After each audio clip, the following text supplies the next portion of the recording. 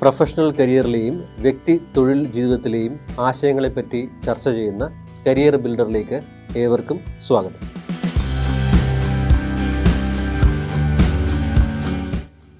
ഇപ്പോൾ നിരവധി കുട്ടികളും പാരൻസും ചോദിക്കുന്നൊരു ചോദ്യമുണ്ട്.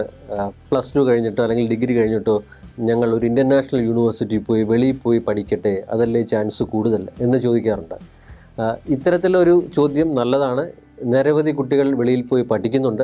പക്ഷേ നിങ്ങൾ ഒരു കോഴ്സും ഒരു യൂണിവേഴ്സിറ്റിയും ഒക്കെ തിരഞ്ഞെടുക്കുമ്പോൾ അതിന് ശ്രദ്ധിക്കേണ്ട നിരവധി ഘടകങ്ങളുണ്ട്.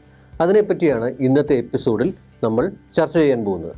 കഴിഞ്ഞൊരു എപ്പിസോഡിൽ പറഞ്ഞതുപോലെ നിങ്ങൾ ഒരു +2 കഴിഞ്ഞ കുട്ടിയാണെന്നിരിക്കട്ടെ, ഒരു ബിരുദത്തിന് വേണ്ടി, ഹയർ എഡ്യൂക്കേഷന് വേണ്ടി ഇന്ത്യയിൽ പഠിക്കണോ വിദേശത്ത് പോകണോ എന്നുള്ള ചോദ്യം ചോദിച്ചു കഴിഞ്ഞാൽ അതിന് ആദ്യത്തെ ഉത്തരവെന്ന് പറയുന്നത് നിങ്ങൾ എടുക്കാൻ പോകുന്ന കോഴ്സ് ഏതാണ്, നിങ്ങൾക്ക് എന്താണ് വേണ്ടത്, അല്ലാതെ അവിടെ എന്താണുള്ളതെന്നുള്ളതല്ല. നിങ്ങൾക്ക് എന്താണ് വേണ്ടത് എന്നുള്ളതിനെ പറ്റി വ്യക്തമായിട്ടുള്ള ധാരണ വേണം. അതായത് നിങ്ങൾക്ക് ചില നാച്ചുറൽ കഴിവുകളുണ്ട്, അതിനെ നമ്മൾ അഭിരുചി എന്ന് വിളിക്കും. അപ്പോൾ നിങ്ങളുടെ അഭിരുചിയും നിങ്ങളുടെ താല്പര്യവും അനുസരിച്ചിട്ടുള്ള കോഴ്സ് ഏതാണെന്നുള്ളത് കണ്ടുപിടിക്കുക. ആ കോഴ്സ് ചെയ്തു കഴിഞ്ഞാൽ എനിക്ക് എൻ്റെ കഴിവ് അനുസരിച്ചിട്ടുള്ള ഒരു കരിയർ ബിൽഡ് ചെയ്യാൻ പറ്റുമെന്നുള്ളതും ചിന്തിക്കുക. ഇത് രണ്ടും ചിന്തിച്ചതിന് ശേഷം ഇപ്പോൾ നമുക്കൊരു വ്യക്തമായ ഗോൾ കിട്ടും. അപ്പോൾ അത്തരത്തിലൊരു ലക്ഷ്യമുണ്ടായിക്കഴിഞ്ഞാൽ ആ ലക്ഷ്യം നമുക്ക് സാധൂകരിക്കുന്നതിന് വേണ്ടിയിട്ട് ഏറ്റവും നന്നായി എവിടെ പോയി പഠിക്കാം എന്നുള്ളതാണ് ചിന്തിക്കേണ്ടത്. അപ്പോൾ ആദ്യം നമ്മളുടെ അഭിരുചിക്കും ഇഷ്ടത്തിനും അനുസരിച്ചുള്ളത് കോഴ്സ് ഏതാണെന്ന് കണ്ടുപിടിക്കുക. അപ്പോൾ ആ കോഴ്സ് എവിടെയാണെന്നുള്ളതാണ് രണ്ടാമത്തെ ഘട്ടമായിട്ട് നമ്മൾ കണ്ടുപിടിക്കേണ്ടത്. അപ്പോൾ അതിന് ഉദാഹരണത്തിന് നമ്മളൊരു വെളിയിലൊരു രാജ്യത്ത് നമ്മൾ പോയി ഒരു കോഴ്സ് ചെയ്യാൻ തീരുമാനിക്കുകയാണെങ്കിൽ അതിൽ നമ്മൾ ശ്രദ്ധിക്കേണ്ട ബേസിക് ആയിട്ടുള്ള ചില കാര്യങ്ങളുണ്ട്. അതാണ് നമുക്ക് കുറച്ചുകൂടെ ഊന്നൽ നൽകി ചിന്തിക്കേണ്ടത് ഒരു തീരുമാനം എടുക്കുന്നതിന് മുൻപ്. നിങ്ങളൊരു വിദേശ വിദ്യാഭ്യാസത്തിന് വേണ്ടി തയ്യാറെടുക്കുകയാണെന്ന് വിചാരിക്കുക. അപ്പോൾ അത്തരത്തിൽ ഒരു കാര്യത്തിന് പോകുന്നതിന് മുമ്പ് ചില കാര്യങ്ങൾ നിങ്ങൾ ഇൻഫർമേഷൻ കണ്ടെത്തി വീട്ടിൽ കുടുംബാംഗങ്ങളുമായി ചർച്ച ചെയ്ത് നിങ്ങൾക്കൊരു കോൺഫിഡൻസ് വന്നു എന്ന് ഉറപ്പുവരുത്തിയതിന് ശേഷമേ ഫൈനൽ തീരുമാനം എടുക്കാവൂ. അപ്പോൾ അതിലാദ്യത്തെ ഒരു കമ്പോണൻ്റാണ് നിങ്ങളൊരു കോഴ്സ് ഏതാണെന്നുള്ളത് തീരുമാനിച്ചു. ആ തീരുമാനിച്ചു കഴിഞ്ഞാൽ അത് ഇന്ന ഒരു യൂണിവേഴ്സിറ്റിയിലാണെന്നുള്ളത് സങ്കല്പിക്കുക. അപ്പോൾ ആ ഒരു യൂണിവേഴ്സിറ്റിയുടെ ഒരു ലിസ്റ്റ് നിങ്ങൾക്ക് കിട്ടിക്കഴിഞ്ഞാൽ എന്തൊക്കെ കാര്യങ്ങൾ ആ യൂണിവേഴ്സിറ്റിയിൽ ഉണ്ട് എന്നുള്ളത് നിങ്ങൾ ഉറപ്പുവരുത്തണം. അതിൽ ഒന്നാമത്തേതാണ് ക്വാളിറ്റി ഓഫ് എഡ്യൂക്കേഷൻ. അപ്പോൾ നിങ്ങളൊരു രാജ്യത്ത് ചില യൂണിവേഴ്സിറ്റികൾ ഉണ്ടെന്ന് കണ്ടുപിടിച്ചു. അങ്ങനെയാണെങ്കിൽ ആ യൂണിവേഴ്സിറ്റികളുടെ എഡ്യൂക്കേഷൻ്റെ ക്വാളിറ്റി എന്താണ്? അപ്പോൾ ഇതെങ്ങനെ അറിയാൻ പറ്റും? ആ യൂണിവേഴ്സിറ്റികളുടെയും കോളേജുകളുടെയും അന്താരാഷ്ട്ര തലത്തിലുള്ള ഇൻ്റർനാഷണൽ ലെവലിലുള്ള റാങ്കിങ്ങുകൾ എന്താണെന്നുള്ളത് നിങ്ങൾ നോക്കണം. അതായത് QS റാങ്കിങ് പോലെയുള്ള റാങ്കിങ്ങുകൾ നോക്കിയതിന് ശേഷം മാത്രമേ നിങ്ങൾ പഠിക്കുന്ന കോഴ്സ് ആ യൂണിവേഴ്സിറ്റിയിലുണ്ടെങ്കിൽ, ആ റാങ്കുകൾ ഉണ്ടെങ്കിൽ ആ റാങ്കിങ് ആണ് ആ കോളേജുകളുടെയും യൂണിവേഴ്സിറ്റികളുടെയും ക്വാളിറ്റി എത്രത്തോളം ഉണ്ടെന്നുള്ളത് നമുക്ക് ഉറപ്പ് തരുന്ന ഒരു ഘടകം. രണ്ടാമത്തെ ഘടകം, നിങ്ങൾ സെലക്ട് ചെയ്യാൻ ഉദ്ദേശിക്കുന്ന യൂണിവേഴ്സിറ്റി ആ രാജ്യത്ത് ഉള്ള പ്രധാനപ്പെട്ട എഡ്യൂക്കേഷൻ ബോഡീസുമായിട്ടൊക്കെ അക്രഡിറ്റഡ് ആണോ, റെക്കഗ്നൈസ്ഡ് ആണോ എന്നുള്ളതും ഉറപ്പുവരുത്തണം. ഇനി അത് അവിടെ പഠിച്ചതിന് ശേഷം നമ്മുടെ നാട്ടിലേക്ക് തിരിച്ചു വരികയാണെങ്കിൽ ഇവിടെ അതിനുള്ളൊരു അപ്രൂവൽ കിട്ടുമോ എന്നുള്ളതും പരിശോധിക്കണം. അപ്പോൾ അതിൽ ഒന്നാമത്തേതാണ് ഈ ക്വാളിറ്റി ഓഫ് എഡ്യൂക്കേഷൻ എന്ന് പറയുന്ന ഘടകം. ഈ ക്വാളിറ്റി ഓഫ് എഡ്യൂക്കേഷൻ പറയുമ്പോൾ മറ്റൊരു ഘടകം കൊണ്ടുണ്ട്. വെളിയിലൊക്കെ പോയി പഠിക്കുമ്പം 2 ഓപ്ഷൻസിലുള്ള ഡ്യുവൽ എഡ്യൂക്കേഷൻ സാധ്യതകളുണ്ട്. ഒന്ന്, നമ്മൾക്ക് ഇവിടെ പഠിക്കുന്നത് പോലെ തിയററ്റിക്കലായിട്ട് 3 വർഷമോ 4 വർഷമോ ഒക്കെ ബിരുദം പഠിക്കാനുള്ള ഓപ്ഷനുണ്ട്. 2, പഠിക്കുന്നതിനോടൊപ്പം എക്സ്ക്ലൂസീവ്ലി വൊക്കേഷണൽ ട്രെയിനിങ്ങും കൂടെ കിട്ടുന്ന വൊക്കേഷണൽ മോഡ് ഓഫ് എഡ്യൂക്കേഷനും ഉണ്ട്. അപ്പോൾ ചിലപ്പോൾ വൊക്കേഷണൽ മോഡ് ഓഫ് എഡ്യൂക്കേഷൻ കിട്ടിക്കഴിഞ്ഞാൽ നമുക്ക് പ്രാക്ടിക്കൽ സ്കിൽസും കൂടെ അതിൻ്റെ കൂടെ കിട്ടാൻ പറ്റും. ഇന്ത്യയിലെ പുതിയ വിദ്യാഭ്യാസ നയത്തിലൊക്കെ അത്തരത്തിലുള്ള പ്രക്രിയകൾ കൊണ്ടുവരാൻ പോവുകയാണ്. അപ്പോൾ നമ്മൾ ആദ്യത്തെ ഘടകമായിട്ടുള്ള ഒരു യൂണിവേഴ്സിറ്റിയോ ഒരു കോളേജോ തിരഞ്ഞെടുക്കുമ്പോൾ ഉള്ള ആദ്യത്തെ ഘടകമായിട്ടുള്ള ക്വാളിറ്റി ഓഫ് എഡ്യൂക്കേഷൻ അത് വ്യക്തമായിട്ട് മനസ്സിലാക്കണം. അതാണ് ഒന്നാമത്തെ ഘടകം. രണ്ടാമത്തെ ഘടകമാണ് നിങ്ങൾ പോകുന്ന രാജ്യത്തെ പറ്റി പഠിക്കുക എന്നുള്ളത്. അത് നിങ്ങൾ രാജ്യം സെലക്ട് ചെയ്യുകയാണെങ്കിൽ ആ രാജ്യത്തിൻ്റെ സോഷ്യോ പൊളിറ്റിക്കൽ, ഇക്കണോമിക്, കൾച്ചറൽ അവസ്ഥകൾ എന്തൊക്കെയാണെന്നുള്ളത് മനസ്സിലാക്കുക. അവിടുത്തെ നിലവിലുള്ള സാഹചര്യം എന്താണെന്നുള്ളത് മനസ്സിലാക്കുക. നിങ്ങൾ പോകുമ്പോഴത്തേക്ക് അവിടുത്തെ രാജ്യം നമുക്ക് പഠിക്കാൻ സേഫാണോ? ഒന്ന്, നമ്മൾ ഈ കോഴ്സും യൂണിവേഴ്സിറ്റിയും പഠിച്ചു കഴിഞ്ഞാൽ അവിടെ അതിനുള്ള ജോലി സാധ്യതകളുണ്ടോ? ഇനി നമ്മളവിടെ പോയി കഴിഞ്ഞാൽ നമ്മുടെ കയ്യിലുള്ള പൈസയും അവിടെ പാർട്ട് ടൈം ജോലി ചെയ്ത് കഴിഞ്ഞാൽ അവിടെ നമുക്ക് താമസിക്കാൻ പറ്റുന്ന കോസ്റ്റ് ഓഫ് ലിവിങ് എത്രത്തോളം ഉണ്ട്, അത് നമുക്ക് അനുകൂലമാകുന്നതാണോ? ഇനി പഠിക്കുന്നതിനോടൊപ്പം ഇൻറ്റേൺഷിപ്പും പാർട്ട് ടൈം ജോലിയും അത് കഴിഞ്ഞാൽ പോസ്റ്റ് സ്റ്റഡി വർക്കിനുള്ള സാധ്യതകൾ എത്രത്തോളം ഉണ്ടെന്നുള്ളതും നോക്കുക. അപ്പോൾ അത് ഒന്നാമത്തെ ഘടകം. ഇനി നമ്മുടെ സാമൂഹിക കൾച്ചറൽ ട്രീറ്റുമായിട്ട് അവിടുത്തെ സാമൂഹിക കൾച്ചറൽ ട്രീറ്റുകൾ, കാഴ്ചപ്പാടുകൾ യോജിക്കുന്നതാണെന്നുള്ളത് നോക്കുക. അപ്പോൾ നമ്മൾ പോകാൻ ഉദ്ദേശിക്കുന്ന രാജ്യത്തെപ്പറ്റിയും ആ രാജ്യത്തെ സാമൂഹിക, സാംസ്കാരിക, രാഷ്ട്രീയ, സാമ്പത്തിക ചുറ്റുപാടുകളെ പറ്റിയും കൂടെ നിങ്ങൾ മനസ്സിലാക്കുക എന്നുള്ളത് രണ്ടാമത്തെ ഒരു ഘടകമാണ്. അപ്പോൾ നമ്മൾ ഒരു കോഴ്സ് കണ്ടുപിടിച്ചു, ആ കോഴ്സ് തിരഞ്ഞെടുക്കാനായിട്ട് നമ്മൾ ചില യൂണിവേഴ്സിറ്റികളെ ഷോർട്ട് ലിസ്റ്റ് ചെയ്തു. അപ്പോൾ ആ യൂണിവേഴ്സിറ്റികളുടെ ക്വാളിറ്റിയെ നമ്മൾ അസസ് ചെയ്തു. ഇനി ആ യൂണിവേഴ്സിറ്റി ഇരിക്കുന്ന രാജ്യത്തെ പറ്റിയും നമ്മൾ പഠിച്ചു. ഇത് രണ്ടും കഴിഞ്ഞ് കഴിഞ്ഞാൽ അടുത്തത് കോഴ്സ് ചെയ്യുന്നതിനുള്ള ഫ്ലെക്സിബിലിറ്റി എത്രത്തോളം ഉണ്ടെന്നുള്ളത് നിങ്ങൾ ആലോചിക്കണം.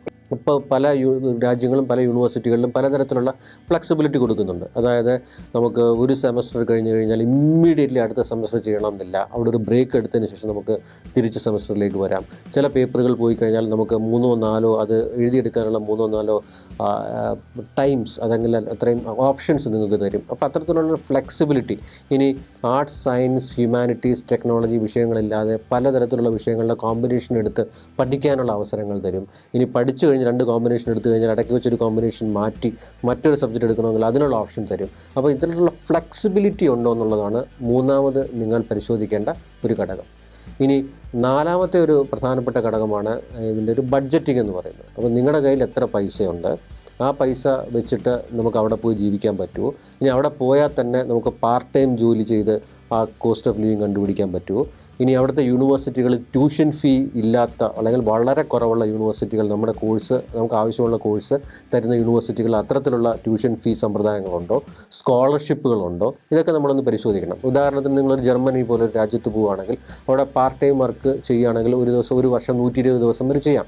അപ്പോൾ ആ പാർട്ട് ടൈം വർക്ക് കഴിഞ്ഞാൽ ഒരു മാസം ഏകദേശം 1000 യൂറോ വരെ ഒക്കെ മിനിമം കുട്ടികൾ സമ്പാദിക്കാറുണ്ട്. അത് അവിടുത്തെ കോസ്റ്റ് ഓഫ് ലിവിങ്ങിന് പിന്നെ ഈ കിട്ടുന്ന പൈസ നന്നായിട്ട് അവർക്ക് അത് അത്രയും മതി അവിടെ ജീവിക്കാനായിട്ട്. അപ്പോൾ ഓരോ രാജ്യത്തെയും കോസ്റ്റ് ഓഫ് ലിവിങ് എന്താണ്, അത് നമ്മുടെ കയ്യിലുള്ള ബഡ്ജറ്റും അവിടുത്തെ കോസ്റ്റ് ഓഫ് ലിവിങ്ങും സുഗമമായ പഠനത്തിനും ആ ബഡ്ജറ്റിംഗ് അനുകൂലമാവുമോ, നമ്മുടെ കയ്യിലുള്ള കാശ് വെച്ചിട്ട് ബാലൻസ്ഡ് ആയിട്ട് കൊണ്ടുപോകാൻ പറ്റുമോ എന്നുള്ളതും ചിന്തിക്കേണ്ടത് വളരെ അത്യാവശ്യമായിട്ടുള്ളൊരു പോയിൻ്റാണ്. നമ്മൾ വിദേശത്ത് പോയി നമുക്ക് ഇഷ്ടപ്പെട്ടൊരു കോഴ്സ് പഠിക്കുകയാണെന്ന് വെച്ച് കഴിഞ്ഞാൽ അത് ഏറ്റവും നന്നായി പഠിക്കുക എന്നുള്ളതായിരിക്കണം നമ്മുടെ ലക്ഷ്യം. അല്ലാതെ മറ്റൊരു ഉദ്ദേശത്തോടു കൂടിയല്ല നമ്മൾ പോകേണ്ടത്. അങ്ങനെ വരുമ്പോൾ എന്തെല്ലാം ഓപ്പർച്യൂണിറ്റീസ് കിട്ടുന്നോ ആ ഓപ്പർച്യൂണിറ്റീസൊക്കെ നമ്മൾ ഗ്രാബ് ചെയ്ത് ഉപയോഗിക്കണം. അതിലൊന്നാമത്തേതാണ് പ്രാക്ടിക്കൽ ഇൻറ്റേൺഷിപ്പിനുള്ള ഓപ്പർച്യൂണിറ്റി. നമ്മൾ ഏത് സബ്ജക്റ്റ് പഠിച്ചാലും അവിടെ ഇൻറ്റേൺഷിപ്പിനുള്ള ഓപ്പർച്യൂണിറ്റികൾ കാണും. ആ ഇൻറ്റേൺഷിപ്പ് ഓപ്പർച്യൂണിറ്റികൾ തീർച്ചയായിട്ടും നിങ്ങളത് എടുത്ത് ആ ഒരു എക്സ്പീരിയൻസ്, ആ ഒരു ട്രെയിനിങ് എക്സ്പീരിയൻസ് നമ്മൾ മുതലാക്കണം, കൈവശപ്പെടുത്തണം. അതായത് ഇൻറ്റേൺഷിപ്പ് എന്ന് ഉദ്ദേശിക്കുന്നത് നമ്മളൊരു പർട്ടിക്കുലർ ട്രേഡിലോ പർട്ടിക്കുലർ സ്കില്ലിലോ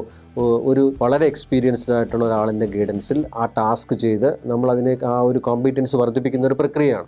അപ്പോൾ ആ ഇൻറ്റേൺഷിപ്പ് കിട്ടുന്ന ഓപ്പർച്യൂണിറ്റീസ് നമ്മുടെ പ്രൊഫൈലിങ്ങിനെ വളരെയധികം സഹായിക്കും. അപ്പോൾ ഇൻറ്റേൺഷിപ്പ് ഓപ്പർച്യൂണിറ്റികൾ എവിടെയൊക്കെ കിട്ടുന്നോ ആ അവസരങ്ങൾ നഷ്ടപ്പെടാതെ അത് പ്രാക്ടിക്കലായി അപ്ലൈഡ് സ്കിൽസ് കിട്ടാനായി ഉപയോഗിക്കുക. അതാണ് മറ്റൊരു ഘടകം പ്രധാനമായിട്ടും ശ്രദ്ധിക്കേണ്ടത്. ഇനി ഇൻറ്റേൺഷിപ്പൊക്കെ ചെയ്ത് കഴിഞ്ഞാൽ പിന്നെ നമുക്ക് ഈ കോഴ്സ് കംപ്ലീറ്റ് ചെയ്ത് കഴിഞ്ഞാൽ പിന്നെ നമ്മുടെ കാര്യം എന്ന് പറഞ്ഞു കഴിഞ്ഞാൽ അവിടെ ജോലി കിട്ടുക എന്നുള്ളതാണ്. അപ്പോൾ പല രാജ്യങ്ങളിലും ഈ post study work opportunities, work പെർമിറ്റുകൾ അല്ലെങ്കിൽ അതിൻ്റെ വിസ എക്സ്റ്റൻഷനെ പറ്റിയൊക്കെ പല രാജ്യങ്ങളിലും മാറി മാറി വരുന്ന റെഗുലേഷൻസ് ഉണ്ടാവും. ആ മാറി മാറി വരുന്ന റെഗുലേഷൻസിനെ പറ്റി നമ്മൾ അറിഞ്ഞിരിക്കണം. ഇപ്പോൾ ചിലർക്കൊക്കെ ബിരുദം കഴിഞ്ഞ് കഴിഞ്ഞാൽ 2 വർഷത്തേക്കായിരിക്കും, മറ്റ് ചിലർ 4 വർഷം വരെ കൊടുത്തേക്കും. അപ്പോൾ ആ രാജ്യത്തെ അത്തരത്തിലുള്ള അവസരങ്ങൾ എന്തൊക്കെയാണെന്നുള്ളത് മനസ്സിലാക്കണം. ഇനി ചില രാജ്യങ്ങളിൽ എടുക്കുന്ന ക്വാളിഫിക്കേഷൻ സർട്ടിഫിക്കേഷൻസ് വെച്ചിട്ട് ആ കോണ്ടിനെൻറ്റിൽ മുഴുവനും നമുക്ക് ജോലി കിട്ടാനുള്ള സാധ്യത കാണും. ഇപ്പോൾ ജർമ്മനിയിലോ സ്പെയിനിലോ ഫ്രാൻസിലോ ഒക്കെ ചിലപ്പോൾ ചില യൂണിവേഴ്സിറ്റികളിൽ എടുക്കുന്ന ക്വാളിഫിക്കേഷൻസ് യൂറോപ്പ് മുഴുവനും നമുക്ക് ജോബ് ഓപ്പർച്യൂണിറ്റീസ് തന്നേക്കാം. ഞാൻ പ്രത്യേകിച്ച് ഒരു രാജ്യത്തിനെ ഒരു യൂണിവേഴ്സിറ്റി എടുത്തു പറയാൻ ആഗ്രഹിക്കുന്നില്ല. പക്ഷേ നിങ്ങൾ സെലക്ട് ചെയ്യുന്ന ഷോർട്ട് ലിസ്റ്റ് ചെയ്യുന്ന യൂണിവേഴ്സിറ്റികളിൽ ഇത്തരത്തിലുള്ള കാര്യങ്ങളുണ്ടെന്നുള്ളത് തീർച്ചയായിട്ടും ഉറപ്പ് വരുത്തിയതിന് ശേഷം മാത്രമേ നിങ്ങളൊരു ഫൈനൽ ഡിസിഷൻ എടുക്കാൻ പാടുള്ളൂ.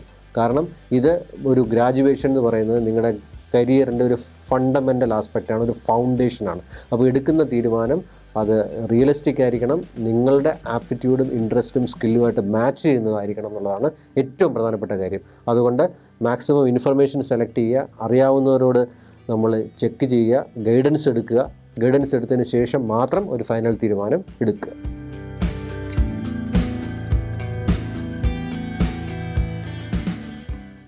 ഒരു ഹയർ എഡ്യൂക്കേഷന് ഒരു രാജ്യത്ത് നമ്മളൊരു ഇൻ്റർനാഷണൽ സ്റ്റഡീസിന് പോവുകയാണെങ്കിൽ ഏറ്റവും കൂടുതൽ കുട്ടികൾ ആശ്രയിക്കുന്നത് അതുമായി ബന്ധപ്പെട്ട എഡ്യൂക്കേഷണൽ കൺസൾട്ടിങ് ഏജൻസികളെയാണ്. ഇനി ജോലിക്കാണ് പോകുന്നതെങ്കിൽ റിക്രൂട്ട്മെൻറ്റ് ഏജൻസികളെ ആശ്രയിക്കും. അപ്പോൾ ഈ കൺസൾട്ടിങ് ഏജൻസികളെയൊക്കെ നമ്മൾ സെലക്ട് ചെയ്യുമ്പോൾ അതിൽ ബേസിക്കലി കുറേ കാര്യങ്ങൾ ശ്രദ്ധിക്കേണ്ടതുണ്ട് എന്നുള്ളതാണ് ഈ ഒരു എപ്പിസോഡിൽ കൂടെ പറയാൻ ആഗ്രഹിക്കുന്നത്. അതിലൊന്നാമത്തേത്, നമ്മളൊരു ഏജൻസിയെ തിരഞ്ഞെടുക്കുമ്പോഴത്തേക്ക് ആ ഏജൻസി തിരഞ്ഞെടുക്കുന്നതിനൊരു കാരണം ഉണ്ടാകും. കാരണം നമ്മൾ ഒരുപാട് പേര് കേട്ടിട്ടുള്ളൊരു ഏജൻസി ആയിരിക്കും നമ്മളെല്ലാവരും പോകുന്നത്. പക്ഷേ ആ പേര് കേട്ടതുകൊണ്ട് മാത്രം നിങ്ങൾ മറ്റൊന്നും ചർച്ച ചെയ്യാതെ പെട്ടെന്ന് ആ ഒരു ഡിസിഷൻ എടുക്കരുത്. നിങ്ങൾ റെപ്യൂട്ടേഷൻ ഉണ്ടായിക്കോട്ടെ, പക്ഷേ റെപ്യൂട്ടേഷൻ ഉണ്ടെങ്കിൽ തന്നെ നിങ്ങൾ പഠിക്കാൻ ഉദ്ദേശിക്കുന്ന രാജ്യത്തെ യൂണിവേഴ്സിറ്റികളിൽ ഈ പർട്ടിക്കുലർ ഏജൻസിക്ക് അഫിലിയേഷൻസ് ഉണ്ടോ, അക്രഡിറ്റേഷൻസ് ഉണ്ടോ, അവിടെയുള്ള എംബസികളിൽ രജിസ്ട്രേഷൻ ഉണ്ടോ എന്നുള്ള ബേസിക് കാര്യങ്ങൾ നിങ്ങൾ ചെക്ക് ചെയ്യണം. ആ ചെക്ക് ചെയ്തതിന് ശേഷം മാത്രമേ ഒരു തീരുമാനം എടുക്കാവൂ. അപ്പം റെപ്യൂട്ടേഷൻ മാത്രമല്ല, ബേസിക്കലി ഉള്ള ലീഗൽ ഫോർമാലിറ്റീസും ഈ പറയുന്ന പ്രൊസീജിയേഴ്സും ഒക്കെ കംപ്ലീറ്റ് ചെയ്ത ഒരു ഏജൻസിയാണോ എന്നുള്ളത് ഉറപ്പുവരുത്തുക.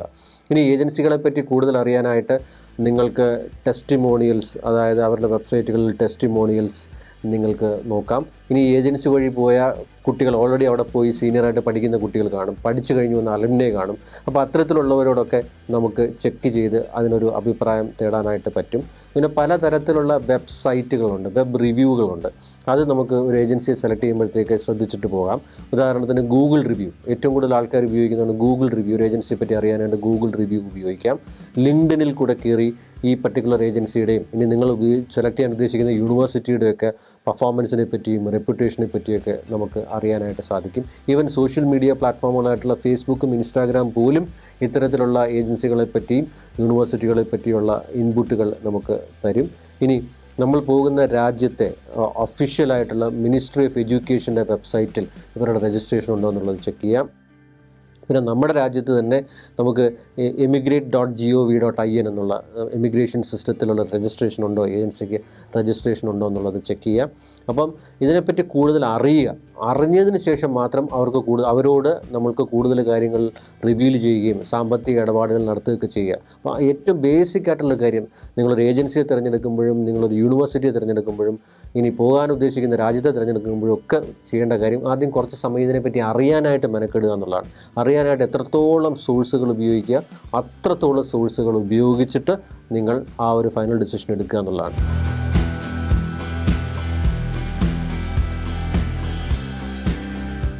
ഇനി ഒരു ഏജൻസിയെ നമ്മൾ അപ്രോച്ച് ചെയ്യുമ്പോൾ എന്തിനാണ് നമ്മൾ അപ്രോച്ച് ചെയ്യുന്നത് എന്നുള്ളത് ചിന്തിക്കുക. 3 കാര്യങ്ങൾക്കായിരിക്കും പ്രധാനമായിട്ടും നമ്മളൊരു ഏജൻസിയെ അപ്രോച്ച് ചെയ്യുന്നത്. ഒന്ന്, പ്രീ ഡിപ്പാർച്ചർ സപ്പോർട്ട് എന്ന് പറയും. രണ്ടാമത്തേത് travel support. 3, post arrival support. ഈ 3 രീതിയിലുള്ള സപ്പോർട്ടുകൾക്കായിരിക്കും നമ്മളൊരു ഏജൻസിയെ മിക്കവാറും ഒക്കെ ആശ്രയിക്കുന്നത്. 3 ടൈപ്പ് സപ്പോർട്ടുകളിൽ ഒന്നാമത്തേതാണ് ഈ പ്രീ ഡിപ്പാർച്ചർ സപ്പോർട്ട് എന്ന് ഉദ്ദേശിക്കുന്നത്. അപ്പം നിങ്ങൾ ആ ഏജൻസിയെ പ്രീ ഡിപ്പാർച്ചർ സപ്പോർട്ടിന് പോവുകയാണെങ്കിൽ എന്തൊക്കെ കാര്യങ്ങളാണ് ശ്രദ്ധിക്കേണ്ടത്? ഒന്ന്, നിങ്ങൾക്ക് ഇഷ്ടപ്പെട്ട കോഴ്സ് ഏതൊക്കെ യൂണിവേഴ്സിറ്റികളിലാണ് ഉള്ളത് എന്നുള്ള ഇൻഫർമേഷൻ അവർ തരുമോ? ഒന്ന്.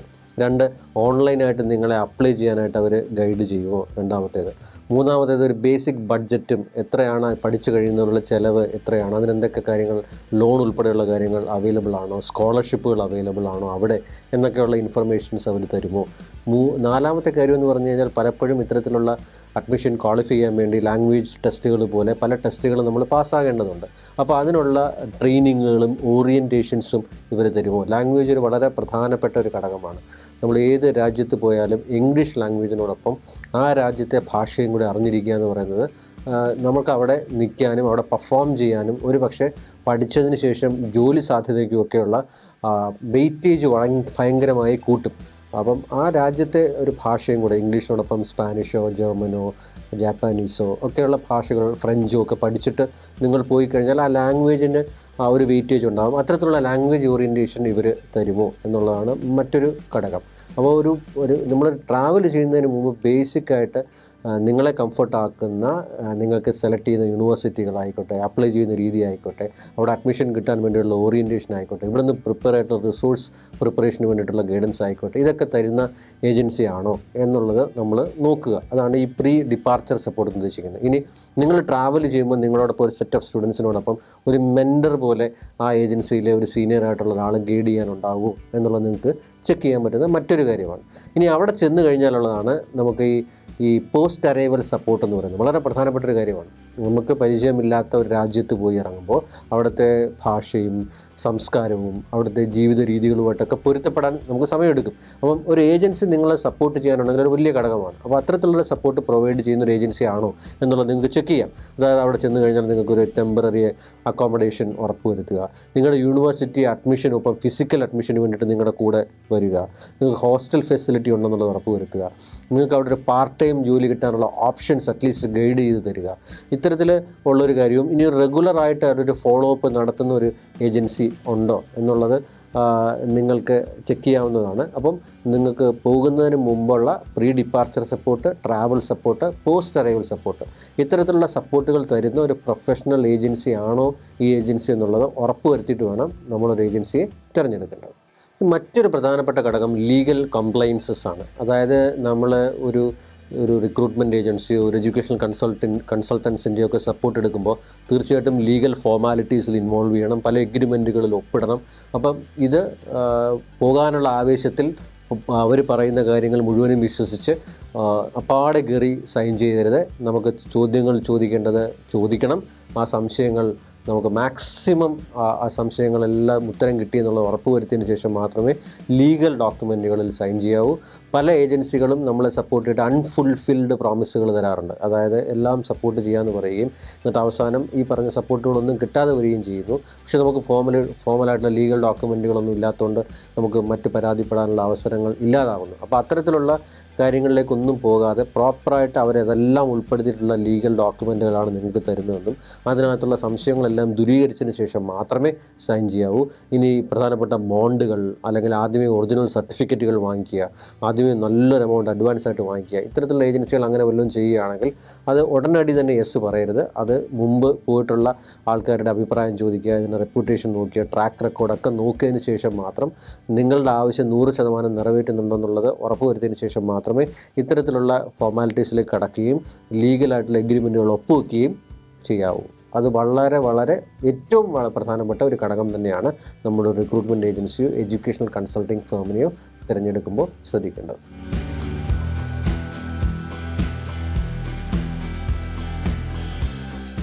നമുക്കൊരു കോഴ്സ് പ്ലാൻ ചെയ്തിട്ട് നമ്മൾ രാജ്യത്ത് പഠിക്കാനായിട്ട് പോകാൻ തീരുമാനിക്കുമ്പോൾ അവിടെ ഒരു യൂണിവേഴ്സിറ്റി മാത്രമായിട്ട് ഷോർട്ട് ലിസ്റ്റ് ചെയ്യാതിരിക്കുക. നമ്മുടെ കോഴ്സ് തരുന്ന നല്ല റാങ്കിങ് ഉള്ള 2-3 യൂണിവേഴ്സിറ്റികളെ ഷോർട്ട് ലിസ്റ്റ് ചെയ്യുക. എന്നിട്ട് ആ യൂണിവേഴ്സിറ്റികളെ പറ്റി നല്ലപോലെ പഠിച്ച് മാക്സിമം ഇൻഫർമേഷൻ എടുത്ത് വെക്കുക. ഒരു യൂണിവേഴ്സിറ്റിയെ പറ്റിയൊക്കെ നമ്മൾ സെലക്ട് ചെയ്യുമ്പോഴത്തേക്ക് അതിൽ പഠിക്കാനുള്ള കാര്യങ്ങളെപ്പറ്റിയും പഠനവുമായി ബന്ധപ്പെട്ട കാര്യങ്ങളെപ്പറ്റിയും നമ്മൾ ചെക്ക് ചെയ്യണം. ഒന്ന്, നമ്മൾ പഠിക്കുന്ന വിഷയത്തിൽ ആ യൂണിവേഴ്സിറ്റിയുടെ പെർഫോമൻസ് എങ്ങനെയാണുള്ളത്, അതിനകത്തുള്ള എക്സ്പീരിയൻസ്ഡ് ഫാക്കൽറ്റികൾ ഉണ്ടോ, വളരെ റെപ്യൂട്ടഡ് ആയിട്ടുള്ള ഇൻഡസ്ട്രിയൽ കൺസൾട്ടിങ് എക്സ്പീരിയൻസ് ആയിട്ടുള്ള ഫാക്കൽറ്റികളുണ്ടോ, ഈ വിഷയത്തിൽ നിങ്ങൾ ബിരുദം പഠിച്ചു കഴിഞ്ഞാൽ ബിരുദാനന്തര ബിരുദത്തിനും റിസർച്ചിനുമുള്ള ഓപ്പർച്യൂണിറ്റീസ് അവിടെ ഉണ്ടോ എന്നുള്ളത് ചെക്ക് ചെയ്യാം. ഇനി നിങ്ങളവിടെ പഠിച്ചുകൊണ്ടിരിക്കുമ്പോൾ അതിനൊരു പ്രാക്ടിക്കൽ ലബോറട്ടറി സംവിധാനങ്ങളുണ്ടോ, ഇൻറ്റേൺഷിപ്പിനുള്ള സംവിധാനങ്ങളുണ്ടോ എന്നുള്ളത് ചെക്ക് ചെയ്യാം. പല യൂണിവേഴ്സിറ്റികളും തൊട്ടടുത്തുള്ള ഇൻഡസ്ട്രീസുമായിട്ട് ഒരു ഇൻഡസ്ട്രി ക്യാമ്പസ് ടൈപ്പുകൾ ഉണ്ടാവാം. അപ്പോൾ അങ്ങനെ വരുമ്പോഴത്തേക്ക് ചിലപ്പോൾ ഇൻറ്റേൺഷിപ്പിനോടൊപ്പം പാർട്ട് ടൈം ജോലികളും അത്തരത്തിലുള്ള കമ്പനികളിൽ നിങ്ങൾക്ക് ചെയ്യാനായിട്ട് സാധിക്കും. അപ്പോൾ അത്തരത്തിലുള്ള ടൈപ്പുകൾ ഉണ്ടോ എന്നുള്ളത് നിങ്ങൾ ഉറപ്പുവരുത്താൻ സാധിക്കുന്ന മറ്റൊരു ഘടകമാണ്. ഇനി ലൊക്കേഷൻ, ഒരു രാജ്യത്ത് പോയി കഴിഞ്ഞാൽ നമുക്കുള്ളത് യൂണിവേഴ്സിറ്റി വളരെ ഉള്ളിലാണെങ്കിൽ നമുക്ക് ട്രാവൽ എന്ന് പറയുന്നതും നമുക്ക് ഇമ്മീഡിയറ്റ് ആയിട്ടുള്ള അക്സസിബിലിറ്റീസ്, ഒരു ആശുപത്രി ആയിക്കോട്ടെ, ഒരു മാർക്കറ്റിംഗ്, ഒരു സൂപ്പർ മാർക്കറ്റ് ആയിക്കോട്ടെ, അല്ലെങ്കിൽ നമുക്ക് നിത്യ ഉപയോഗത്തിന് ആവശ്യമുള്ള സാധനങ്ങൾ പർച്ചേസ് ചെയ്യുന്നതിനോ ഒക്കെ നമുക്ക് ഒരുപാട് ദൂരം സഞ്ചരിക്കേണ്ട വളരെ റൂറലായിട്ടുള്ള ഏരിയയിലാണ് ഒരു യൂണിവേഴ്സിറ്റി എങ്കിൽ, നമുക്ക് പരിചയമില്ലാത്ത രാജ്യവും കൂടെ ആണെങ്കിൽ പലതവണ ആലോചിച്ചതിന് ശേഷം മാത്രമേ അത് തിരഞ്ഞെടുക്കാം. അപ്പം ലൊക്കേഷൻ മറ്റൊരു പ്രധാനപ്പെട്ട ഘടകമാണ്. പിന്നെ ഹോസ്റ്റൽ ആൻഡ് ഫുഡ്. ഇപ്പോൾ ഫുഡ് എന്ന് പറയുന്നത് ആ രാജ്യത്തെ സംസ്കാരത്തിനനുസരിച്ചിട്ടുള്ള അവിടുത്തെ ജീവിത രീതിക്കനുസരിച്ചുള്ള ഫുഡായിരിക്കും. അപ്പോൾ അതിൽ ഏതൊക്കെ കാര്യങ്ങൾ നിങ്ങൾക്ക് അഡ്ജസ്റ്റ് ചെയ്യാൻ പറ്റും, ഇനി നമ്മുടെ രാജ്യത്തെ ചില ആഹാര രീതികൾ അവിടെ ലഭ്യമാണോ, ഇത്തരത്തിലുള്ള കാര്യങ്ങളൂടെ മനസ്സിലാക്കുക. അപ്പോൾ ഇതിനകത്ത് ജസ്റ്റ് പഠിക്കുക, ഫാക്കൽറ്റിയുടെ അവൈലബിലിറ്റി, റിസർച്ച് അവൈലബിലിറ്റി, കോളേജിൻ്റെ ഇൻഫ്രാസ്ട്രക്ചർ, ലബോറട്ടറി, ലാബ് സംവിധാനങ്ങൾ, ഇൻഡസ്ട്രി ടൈപ്പുകൾ, ഇതിനോടൊക്കെ പുറമേ തന്നെ ലൊക്കേഷനും സംസ്കാര രീതികളും സോഷ്യൽ കൾച്ചറൽ ആക്ടിവിറ്റീസും ഫുഡും ഹോസ്റ്റൽ സംവിധാനങ്ങളും ഒക്കെ, അനുബന്ധ സംവിധാനങ്ങളൊക്കെ, ട്രാൻസ്പോർട്ടേഷൻ പോലെയുള്ള അനുബന്ധ സംവിധാനങ്ങളൊക്കെ പരിശോധിച്ച് പഠിച്ച് നിങ്ങൾക്ക് മനസ്സിലൊരു കോൺഫിഡൻസ് വരുത്തിയതിന് ശേഷം മാത്രമേ ആ യൂണിവേഴ്സിറ്റികളിൽ ഒരു ഫൈനൽ യെസ് നിങ്ങൾ പറയാൻ പാടുള്ളൂ. അപ്പോൾ നിങ്ങളൊരു ഉന്നത വിദ്യാഭ്യാസത്തിന് ഒരു ഡിഗ്രിയോ പോസ്റ്റ് ഗ്രാജുവേഷനോ ഒക്കെ ചെയ്യുമ്പോൾ അത് ഇന്ത്യൻ യൂണിവേഴ്സിറ്റി ആയിക്കോട്ടെ, പുറത്ത് പോയൊരു യൂണിവേഴ്സിറ്റി ആയിക്കോട്ടെ, നിങ്ങൾക്ക് അത് അവൈലബിൾ ആയിട്ടുള്ള ഏറ്റവും നല്ല യൂണിവേഴ്സിറ്റിയിലും കോളേജിൽ പഠിക്കുന്നതിൽ യാതൊരു തെറ്റുമില്ല. പക്ഷേ നമ്മളൊരു യൂണിവേഴ്സിറ്റി തിരഞ്ഞെടുക്കുമ്പോഴോ കോഴ്സ് തിരഞ്ഞെടുക്കുമ്പോഴോ രാജ്യം തിരഞ്ഞെടുക്കുമ്പോഴോ ഇനി ഇതിനൊക്കെ സഹായിക്കുന്ന ഏജൻസികൾ തിരഞ്ഞെടുക്കുമ്പോഴോ ശ്രദ്ധിക്കേണ്ട കാര്യങ്ങളാണ് ഈ എപ്പിസോഡിൽ പറഞ്ഞത്. അപ്പോൾ അത് വ്യക്തമായിട്ട് ആലോചിച്ചതിന് ശേഷം മാത്രം ഒരു തീരുമാനമെടുക്കുക. ഇതിൽ അൾട്ടിമേറ്റ്ലി നമുക്ക് നമ്മുടെ കഴിവ് ഉപയോഗിച്ച് നമ്മൾ ഇഷ്ടപ്പെടുന്ന കോഴ്സ് അവിടെ ചെയ്യാൻ പറ്റണം. ആ കോഴ്സിനോടൊപ്പം ഇൻറ്റേൺഷിപ്പ് ഉൾപ്പെടെ പാർട്ട് ടൈം ജോലി ഉൾപ്പെടെ നമ്മുടെ കോമ്പറ്റൻസ് വർദ്ധിപ്പിക്കാൻ സാധിക്കണം. അതിനുശേഷം പഠിച്ചതിന് ശേഷം ഒന്നുകിൽ ഫർദർ റിസർച്ച് ചെയ്യാനോ ജോലി സാധ്യതയൊക്കെ ഉള്ള ഒരു അവസരം അവിടെ ഉണ്ടാക്കിയെടുക്കണം. ഇനി അതല്ലെങ്കിൽ തിരിച്ച് നാട്ടിൽ വന്നതിന് ശേഷം അവിടെ പഠിച്ചത് വെച്ചിട്ട് ഇവിടെ നല്ലൊരു ജോലി കിട്ടാനുള്ള സാധ്യത ഉണ്ടോ എന്നുള്ളതും ഉറപ്പുവരുത്തുക. അതുകൊണ്ട് ഇഷ്ടപ്പെട്ട് ഏറ്റവും നല്ല സ്ഥലത്ത് ഈ പറഞ്ഞ ഇൻഫർമേഷൻസ് എല്ലാം വിശകലനം ചെയ്ത് നല്ലൊരു തീരുമാനമെടുത്തതിന് ശേഷം വേണം നിങ്ങളൊരു ഉന്നത വിദ്യാഭ്യാസത്തിന് തയ്യാറെടുക്കേണ്ടത്.